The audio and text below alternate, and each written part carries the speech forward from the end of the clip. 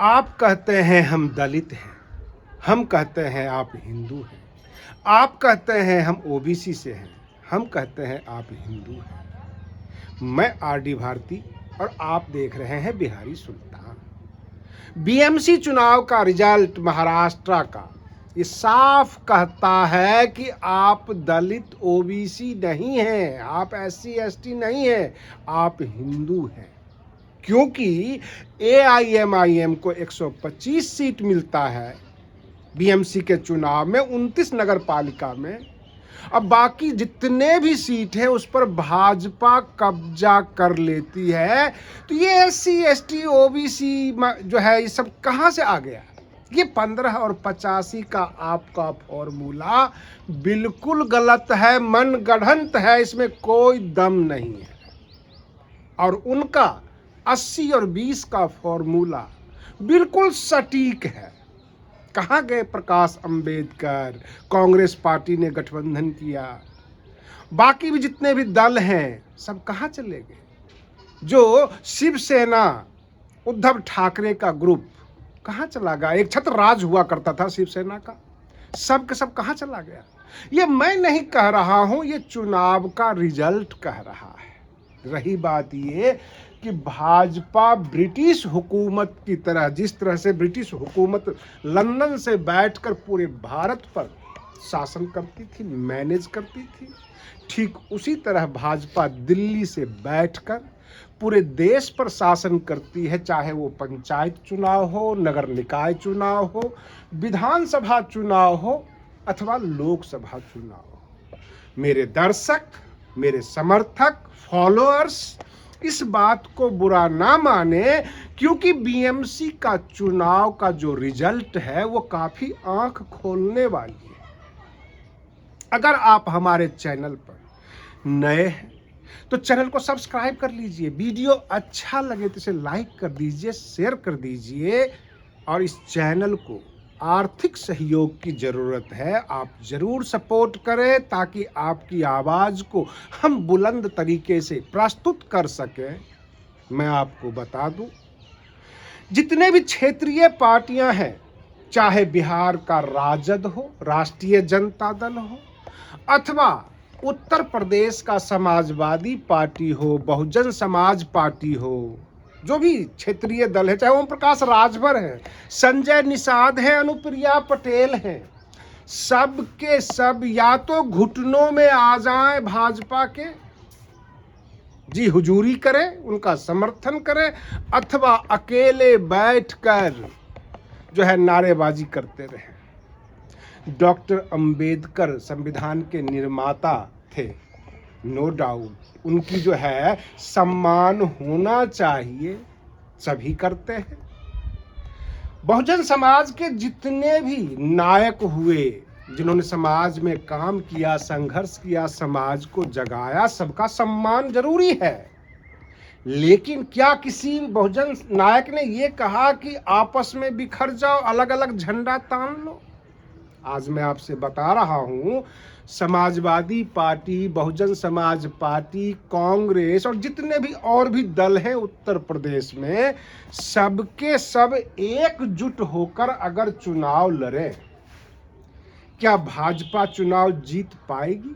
बातें कड़वी है, आपको बुरी लग सकती है, लेकिन सच यही है। महाराष्ट्र के चुनाव ने काफी कुछ आंखें खोल दिया है।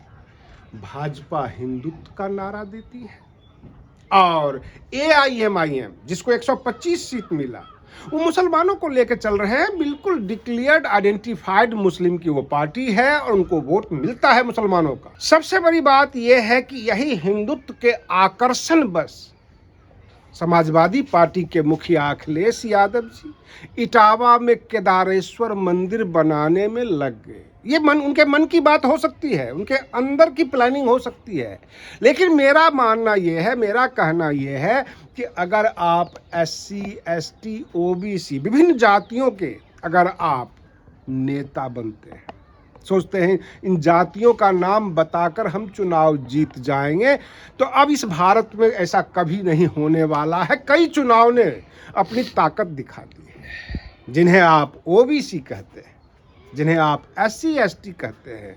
बहुत जागरूकता प्रोग्राम आपने चला रखा है, लेकिन घर जाते ही वो हिंदू बन जाते हैं। उनके घरों के अंदर भी तमाम देवी देवता के फोटो हैं। आपको भले ही मुंह पर कुछ ना बोल सके, लेकिन अपने देवी देवता के सम्मान में किसी प्रकार का खलल वो बर्दाश्त नहीं करते और लास्ट में भाजपा को वोट करते हैं। सबसे कमजोर नब्ज पकड़ लिया गया और इसका सीधा असर आपको बिहार में भी देखा गया। मुंबई के म्युनिसिपल कॉरपोरेशन यानी BMC के चुनाव में देखा गया। आप सिर पटक पटक कर कहिए EVM की सेटिंग है, सरकार खरीदी हुई है, सब कुछ कहिए, कहने के लिए आप आज़ाद हैं, लेकिन रिजल्ट ये कहता है कि इस देश में 80-20 का फॉर्मूला चल रहा है, क्योंकि EVM की सेटिंग क्या AIM-IM के लिए नहीं है, केवल आपके लिए है। केवल समाजवादी पार्टी, बहुजन समाज पार्टी के लिए EVM है, कांग्रेस के लिए EVM है।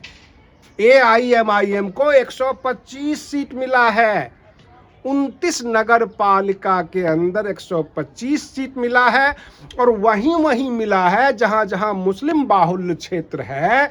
तो इसका मतलब हुआ कि मुसलमानों ने वोट किया, AIM-IM को वोट किया। उधर एकनाथ शिंदे कहते हैं कि ये तो डेवलपमेंट के ऊपर मुहर लगी है, डेवलपमेंट को जनता ने सकारा है, और AIM-IM के वारिस पठान ये कहते हैं कि जनता ने मजलिस को स्वीकारा है। फिर आप कौन हैं? क्या इस देश के नहीं हैं? या इस देश में राजनीति को बरगलाने वाले लोग आप हैं, जो SC ST OBC पिछड़ा, अति पिछड़ा, दलित, महादलित में बांट बांट के अपने पैर पर कुल्हाड़ी मार रहे हैं। रही बात ये, पैर पे कुल्हाड़ी मारना एक बात है, लेकिन कुल्हाड़ी के ऊपर अपना पैर पटकते रहना ये दूसरी बात है। जो राजनीतिक दल है, चाहे वो समाजवादी पार्टी हो, बहुजन समाज पार्टी हो, बाकी और भी उत्तर प्रदेश की पार्टियां, अगर अभी से चौकन्ना नहीं हुई तो 2027 तक हम न्यूज बनाएंगे, आप हमें फुटेज देंगे, आप नारे लगाएंगे, हम उस नारे को बुलंद करेंगे। मीडिया का तो यही काम है, ढोल बजाना। हम ढोल बजाते रहेंगे, आप चिल्लाते रहिए, और लास्ट में एक आवाज आएगी 2027 में कि सब EVM का सेटिंग है, EVM का कमाल है, क्योंकि यादव को अखिलेश ले जाएंगे, जाटव को बहन मायावती जी ले जाएंगे। जो गैर यादव अथवा गैर जाटव यानी गैर यादव OBC और गैर जाटव दलित, सबके सब भाजपा के तरफ चले जाएंगे। ब्राह्मण तो उनका, ठाकुर तो उनका खरीदा हुआ वोट है ही, बंधुआ वोटर, और फिर रिजल्ट वही का वही आएगा। खूब सिर पटक लीजिएगा, खूब बोल लीजिएगा कि EVM की सेटिंग है, भाजपा की सरकार गलत है, सब कुछ हाईजैक कर लिया है, लेकिन उससे कोई फायदा होने वाला नहीं है। हमारे चिराग पासवान जी केंद्रीय मंत्री हैं, रामविलास पासवान जी के पुत्र हैं। आप कह सकते हैं वो दलित हैं, लेकिन हाथ में कलावा बांधते हैं, सिर पर टीका लगाते हैं, भाजपा के साथ हैं, क्योंकि वो जान चुके हैं इस देश की मानसिकता हिंदू और एंटी हिंदू की हो चुकी है, और मानसिकता बहुत ज्यादा प्रभाव डालती है राजनीति के ऊपर।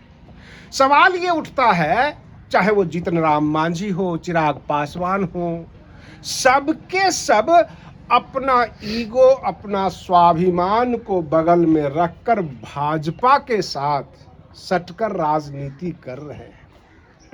आप तो एक दूसरे के बराबर बराबर वाले व्यक्ति हैं। कहते हैं दो हारा हुआ इंसान, दो परेशान इंसान आपस में दोस्त हो जाता है। क्या सपा, कांग्रेस, बसपा सब आपस में एकजुट नहीं हो सकते जो सत्ता से बाहर है? चुनाव का रिजल्ट आया बिहार में, और रिजल्ट आते ही कांग्रेस का रास्ता अलग हो गया, राजद का रास्ता अलग हो गया। और रही बात यह कि महागठबंधन भी ढंग से नहीं हो पाई थी। हम आपको 11 सीट ऐसे बताएंगे जहां पे CPI, कांग्रेस, राजद सब खड़ा था। बिहार चुनाव की बात बता रहा हूं। बहन मायावती जी का कहना यह है कि जो हमारा मतदाता है, जो हमारा कैडर वोट है, ये लोग ले जाते हैं और इनका वोट हमें शिफ्ट नहीं होता। तो सवाल ये उठता है कि गठबंधन में ये भी बातें होनी चाहिए कि हमारे सीट पर आप भी मेहनत करोगे और आपके सीट पर हम भी मेहनत करेंगे, सब जगह हम एकजुट रहेंगे।